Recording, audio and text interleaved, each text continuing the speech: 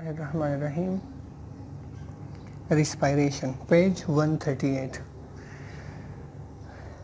Respiration क्या है और क्यों ज़रूरी है? Respiration is defined as, respiration क्या है? It is an oxidation reduction process. क्या है ये? ऑक्सीडेशन रिडक्शन रिएक्शन है। ऑक्सीडेशन क्या है? लॉस ऑफ इलेक्ट्रॉन, और रिडक्शन क्या है? गेन ऑफ इलेक्ट्रॉन्स को हम रिडक्शन कहते हैं। ऑलरेडी हम पढ़ चुके हैं। It is an oxidation reduction reaction या प्रोसेस विच अकर्स, कहाँ होता है, कहाँ वाक़ होता है? Inside the living cells, living cells के अंदर रिस्पायरेशन का प्रोसेस होता है। रिस्पायरेशन का मकसद क्या है? During which organic food is broken down into carbon dioxide and water and energy is released. Respiration में क्या होता है? जो हमारा फूड है, मेन जो हमारा फूड है जिसको हम ग्लूकोज कहते हैं, वो कन्वर्ट होता है कार्बन डाइऑक्साइड में, वाटर में, साथ में एनर्जी रिलीज़ होती है। अब एनर्जी क्यों रिलीज़ होती है? क्योंकि हम कहते हैं ability to do work is called energy. Living things जितनी भी हैं मुख्तलिफ एक्टिविटीज़ करते हैं, उनकी डेली या बहुत ज़्यादा एक्टिविटीज़ हैं। सांस लेना, खुराक को डाइजेस्ट करना, रिस्पायरेशन जो हमने पढ़ा।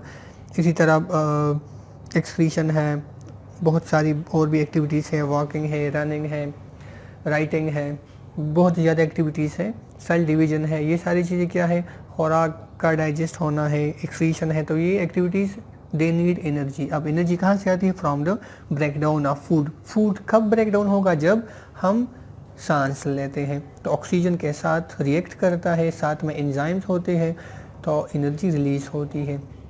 ग्लूकोज, तो रिस्पायरेशन वही प्रोसेस है जिसमें एनर्जी रिलीज होती है। Glucose is the most common food use in this process. इस प्रोसेस में जो सबसे कॉमन जो हमारा फूड है, मेजर फूड जो हमारा है, वो ग्लूकोज है। इसके अलावा प्रोटीन्स भी हैं, फैट्स भी है, लेकिन मेन हमारा जो सोर्स ऑफ एनर्जी है वो क्या है? वो ग्लूकोज है।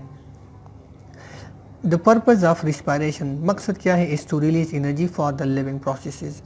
लिविंग थिंग्स में जितने भी प्रोसेसेस होते हैं उनके लिए एनर्जी रिक्वायर्ड है, और वो फूड की ब्रेकडाउन से आती है वो energy. Respiration is common to all living organisms because all of them need energy for life activities. Respiration तमाम लिविंग ऑर्गेनिजम्स के लिए क्या है? वो कॉमन प्रोसेस है, चाहे यूनिसेलुलर हो चाहे मल्टी सेलुलर हो। लेकिन जब लिविंग थिंग्स हैं, प्लांट्स हैं, एनिमल्स हैं, माइक्रो ऑर्गेनिजम्स हैं, फिर उनमें अलग अलग टाइप्स हैं, ग्रुप्स हैं, तो तमाम के लिए रिस्पायरेशन का प्रोसेस जो है वो क्या है? कॉमन है, क्योंकि all organisms depend on energy, need energy for life activities. तो लाइफ एक्टिविटीज़ के लिए एनर्जी रिक्वायर्ड है, और वो एनर्जी ब्रेकडाउन ऑफ फूड से आती है। फिर अलग अलग ऑर्गेनिजम्स के टाइप्स है, तो उनमें फिर रिस्पायरेशन भी अलग अलग किस्म की होती है। मतलब दो जो मेन हम पढ़ते हैं, एरोबिक है और दूसरा हमारे पास है anaerobic respiration. Next page 139 पे टाइप्स ऑफ रिस्पायरेशन। अब रिस्पायरेशन को हमने पढ़ा कि रिस्पायरेटरी फ्यूल जो कि ग्लूकोज है वो कन्वर्ट होता है एनर्जी में, साथ में कार्बन डाइऑक्साइड भी रिलीज होता है और water molecule. Respiration is of two types, anaerobic and aerobic. दो किस्म का जो रिस्पायरेशन का जो प्रोसेस है वो दो किस्म का है, एन एरोबिक है और दूसरा एरोबिक है। Anaerobic respiration, anaerobic respiration इसको हम फर्मेंटेशन तखमीर भी कहते हैं। Occurs in absence of oxygen. An a का मतलब है नॉट, जो कि एरोबिक नहीं है, मतलब इसके लिए ऑक्सीजन रिक्वायर्ड नहीं है। इट इन्वॉल्व्स, इसमें क्या स्टेप्स होती है? It involves incomplete breakdown of organic food, जो कि हम पढ़ चुके हैं, ग्लूकोज है। Involves incomplete breakdown of organic food molecule and only a small amount of energy is released. Anaerobic respiration में ग्लूकोज जो हमारा फूड मैन फूड है वो इनकम्प्लीटली ब्रेक डाउन होता है, एनर्जी रिलीज होती है, small amount of energy almost 2 ATP। It occurs in cytoplasm of the cell. ये जो एनाएरोबिक रिस्पायरेशन है साइटोप्लाज्म ऑफ द सेल में ये प्रोसेस होता है। Anaerobic respiration is of two types. अब ये क्या है?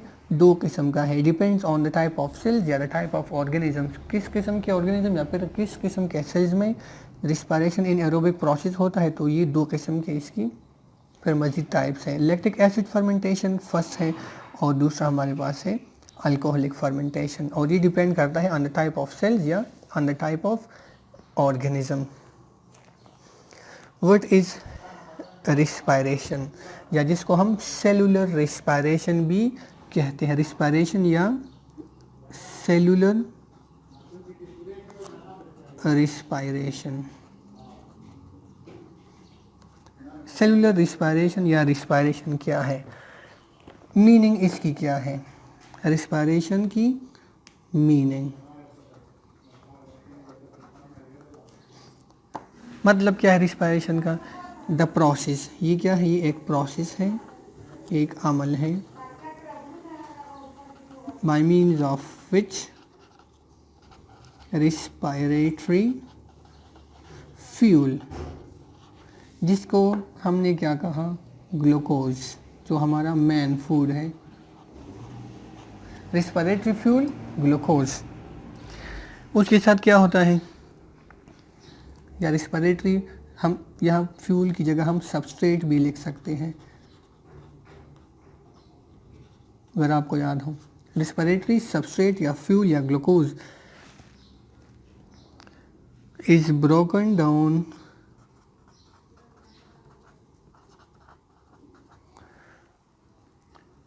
To release energy.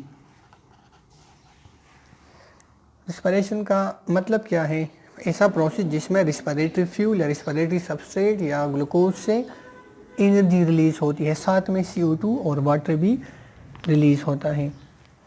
अब जब हम सिर्फ रिस्पायरेशन की बात करते हैं, सेलुलर नहीं, अगर हम सिर्फ रिस्पायरेशन की बात करें तो फिर उसमें, जब हम सेलुलर रिस्पायरेशन की बात करते हैं तो उसका मतलब ये होता है कि एनर्जी रिलीज होती है। जब हम सिर्फ रिस्पायरेशन की बात करते हैं तो फिर हमारा मतलब क्या होता है, एक हमारे पास है breathing, when we talk of only respiration. फिलहाल आप सेलुलर रिस्पायरेशन को जहन से निकाल लें। जब हम सिर्फ रिस्पायरेशन की बात करते हैं, we mean it is divided into 2 steps. First step क्या है, फर्स्ट स्टेप में उसको हम कहते हैं ब्रीथिंग। ब्रीथिंग क्या है, it is the exchange, breathing क्या है, it is the exchange of gases, सांस लेना, एक्सचेंज ऑफ गैसेस है। कौन कौन सी गैसेस हैं, oxygen and carbon dioxide. Oxygen हम लेते हैं, कार्बन डाइऑक्साइड हम एक्सहेल करते हैं। तो ये, या अगर हम प्लांट्स की बात करें तो फिर उनमें प्रोसेस जो है रिवर्स है, CO2 लेते हैं, ऑक्सीजन वो रिलीज करते हैं। तो एक्सचेंज ऑफ गैसेस है O2 and CO2, first step हुआ। नेक्स्ट स्टेप क्या है रिस्पायरेशन का, उसको हम कहते हैं ऑक्सीजन विच वी टेक। जो ऑक्सीजन हम लेते हैं कहाँ चला जाते हैं, इट इज़ रिक्वायर्ड, ये दूसरा स्टेप है। फिर रिक्वायर्ड किस चीज़ में रिक्वायर्ड है, to break down, to break down, किस चीज़ की break down, the respiratory substrate,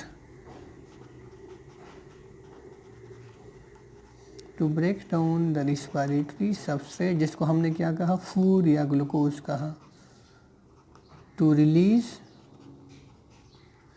energy. Main जो थिंग है वो एनर्जी है, और उसके साथ साथ कार्बन डाइऑक्साइड और वाटर मॉलिक्यूल्स भी बनते हैं एट सेलुलर लेवल।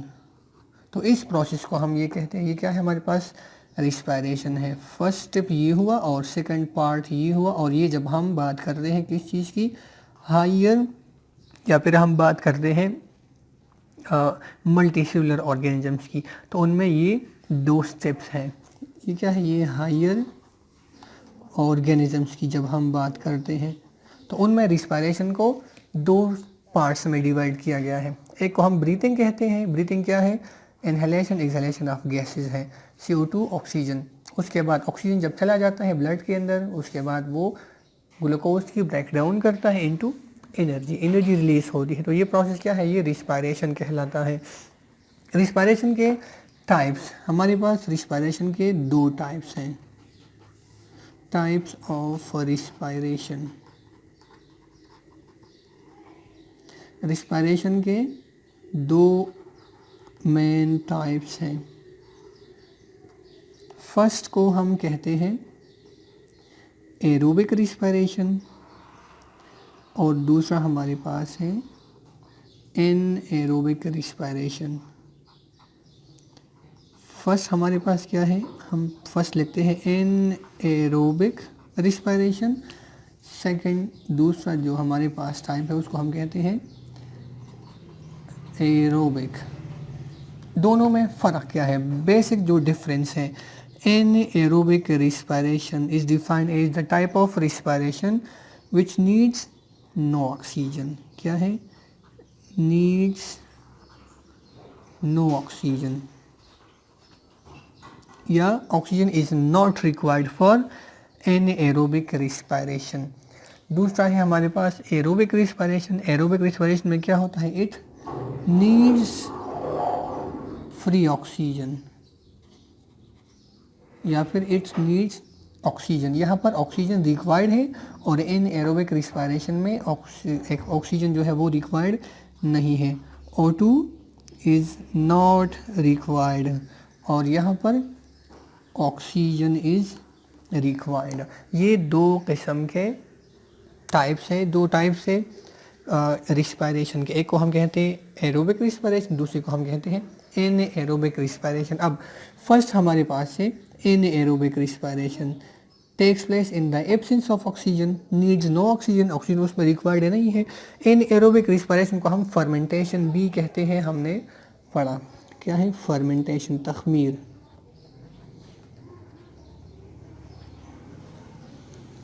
और इस प्रोसेस में फर्मेंटेशन में क्या होता है, glucose is incompletely broken down to release energy. Anaerobic respiration में क्या है, फर्स्ट जो हमारे पास रिस्पायरेटरी फ्यूल है जिसको हम ग्लूकोज कहते हैं, glucose is broken down incompletely. क्या है, ग्लूकोज जो है 6 कार्बन कंपाउंड है, C6H12O6, तो ये क्या है, ये 6 कार्बन कंपाउंड है। It is incompletely broken down to release energy. अब ग्लूकोज की ब्रेकडाउन होती है कहाँ पर, it takes place in the cytoplasm. Cytoplasm में ये प्रोसेस कंप्लीट होता है और ग्लूकोज की ब्रेकडाउन को हम कहते हैं ग्लाइकोलाइसिस या glycolysis. Glyco is from glucose, lysis का मतलब है ब्रेकडाउन। ग्लूकोज की ब्रेकडाउन होती है किस चीज़ में, into 2 molecules of pyruvic acid, 2 pyruvic acid plus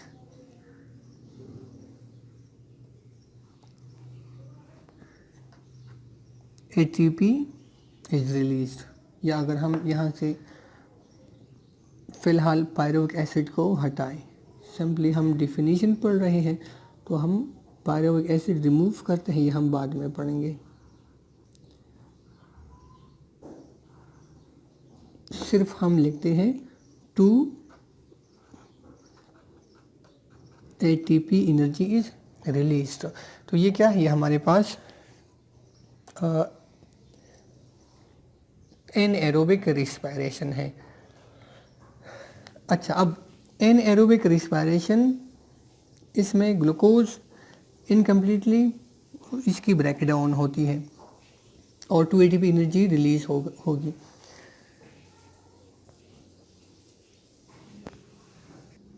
तो एनएरोबिक रिस्पायरेशन में glucose is broken down into 2 molecules of pyruvic acid. और ये जो ब्रेकडाउन है, ये क्या है, इसको हम इनकम्प्लीट ब्रेकडाउन कहते हैं। ग्लूकोज 6 कार्बन कंपाउंड है और इससे 2 मॉलिक्यूल्स ऑफ पायरुविक एसिड बनते हैं। अब पायरुविक एसिड क्या है, ये 3 कार्बन कंपाउंड है। एक ग्लूकोज स्प्लिट हुआ, 2 मॉलिक्यूल्स ऑफ पायरुविक एसिड में 3 कार्बन कंपाउंड है। अब ये जो प्रोसेस है ये कहाँ, it takes place in the cytoplasm of the cell. ये स्टेप साइटोप्लाज्म में होता है और ये क्या कहलाता है, this process is called glycolysis. ये ग्लाइकोलाइसिस है। एनएरोबिक का हम फर्स्ट जो है पढ़ रहे हैं, एनएरोबिक। अच्छा, अब ये ग्लाइकोलाइसिस कहलाता है और ये साइटोप्लाज्म के अंदर ये स्टेप, ये प्रोसेस कंप्लीट होता है। Now what happens to these two molecules of pyruvic acid depends on the type of cells and the type of organisms. ये जो दो मॉलिक्यूल्स ऑफ पायरुविक एसिड बनते हैं, इन मॉलिक्यूल के साथ आगे जाकर क्या होता है, तो ये डिपेंड करता है on the type of cell या द टाइप ऑफ ऑर्गेनिज्म जहाँ पर ये प्रोसेस कंप्लीट होता है। What happens to these two molecules, it depends on the, किस चीज़ पे डिपेंड करता है, सेल टाइप, कौन सा सेल है, एंड ऑर्गेनिज्म, कौन सा ऑर्गेनिज्म है और कौन सा सेल है। तो ये मज़ीद जाकर डिसाइड करता है इन दो पायरुविक एसिड का जो फैट है, मतलब ये दो पायरुविक एसिड किस चीज़ में आगे जाकर कन्वर्ट होंगे। तो ये डिपेंड करता है on the type of cell and the type of organism. अच्छा, अब इस लिहाज से फिर एनएरोबिक रिस्पायरेशन के हमारे पास दो टाइप्स हैं। Types of anaerobic respiration. Anaerobic respiration के दो टाइप्स हैं इस बेस पे कि पायरुविक एसिड किस चीज़ में कन्वर्ट होता है, उस लिहाज से हमारे पास एनएरोबिक रिस्पायरेशन के फिर मज़ीद टाइप्स हैं। सो कितने टाइप्स हैं हमारे पास, 2 टाइप्स हैं।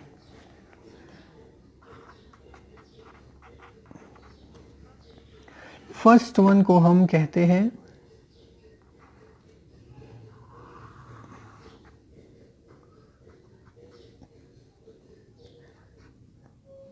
फर्स्ट जो एनएरोबिक रिस्पायरेशन का टाइप है वो हमारे पास है लैक्टिक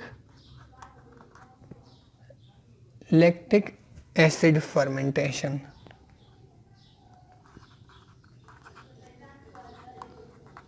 लैक्टिक एसिड फर्मेंटेशन। और सेकंड जो टाइप है उसको हम कहते हैं अल्कोहलिक फर्मेंटेशन। एक टाइप में ये पायरुविक एसिड लैक्टिक एसिड में कन्वर्ट होगा और दूसरी ऑर्गेनिजम्स में या फिर कई सेल्स ऐसे हैं जिनमें ये पायरुविक एसिड जो है वो इथाइल अल्कोहल, मतलब किसी किस्म का अल्कोहल में कन्वर्ट होता है। तो इस लिहाज से 2 टाइप्स हो गई, लैक्टिक एसिड फर्मेंटेशन और alcoholic fermentation. Lactic acid fermentation में क्या होता है, फर्स्ट जो स्टेप है वो सेम है, ग्लूकोज इनकम्प्लीटली ब्रेक डाउन होगा पायरुविक एसिड में, फिर वो pyruvic acid lactic acid fermentation में पायरुविक एसिड से बनता है लैक्टिक एसिड। तो इसमें क्या होगा, सबसे पहले फर्स्ट जो स्टेप है उसको हम कहते हैं ग्लाइकोलिसिस। ग्लाइकोलिसिस में क्या होता है, glucose is converted into 2 molecules of pyruvic acid जो 3 कार्बन कंपाउंड है और ये 6 कार्बन कंपाउंड है। ये इस प्रोसेस क्या कहलाता है, ग्लाइकोलिसिस। और ये कहाँ पर होता है, it takes place in the cytoplasm of the cell.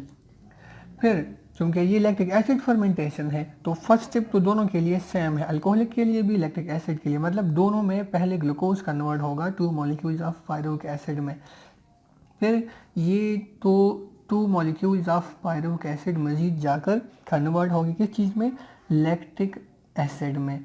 This pyruvic acid molecules it is converted into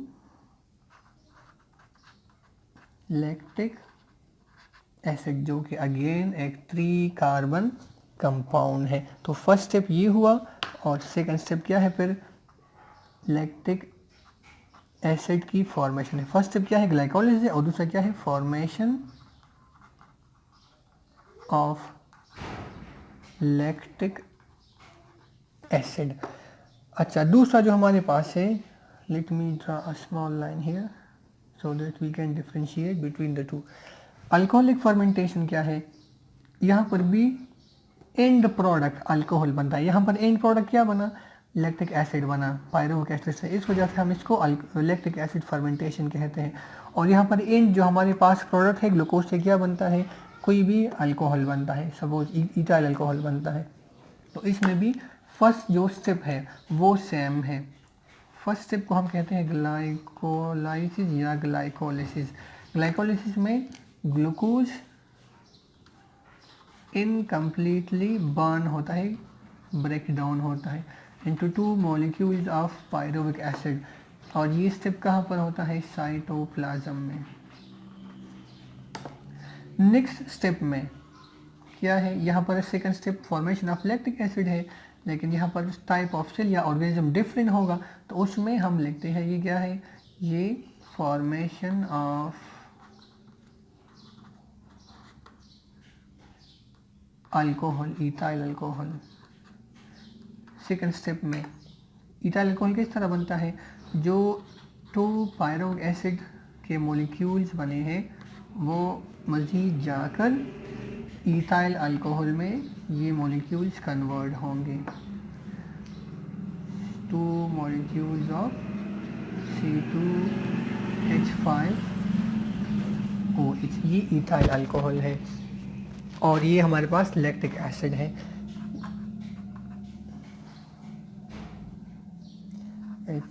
H6O3 ये लैक्टिक एसिड है और ये क्या है, ये इथाइल अल्कोहल है। तो ये 3 कार्बन कंपाउंड है और ये हमारे पास क्या है, 2 कार्बन कंपाउंड है। अब यहाँ पर 1 कार्बन डाइऑक्साइड CO2 मॉलिक्यूल बनता है। अगर हम एक पायरुविक एसिड की बात करें तो एक CO2। अब यहाँ पर हमने 2 लिखा है, एक ग्लूकोज मॉलिक्यूल से 2 पायरुविक एसिड बनते हैं, तो फिर हमारे पास यहाँ पर हम कहते हैं 2 CO2 रिलीज होंगे। तो ये हमारे पास टाइप्स ऑफ एनाएरोबिक रिस्पिरेशन हो गए। उसके बाद हम डिटेल में लैक्टिक एसिड फर्मेंटेशन और अल्कोहलिक फर्मेंटेशन दोबारा पढ़ते हैं।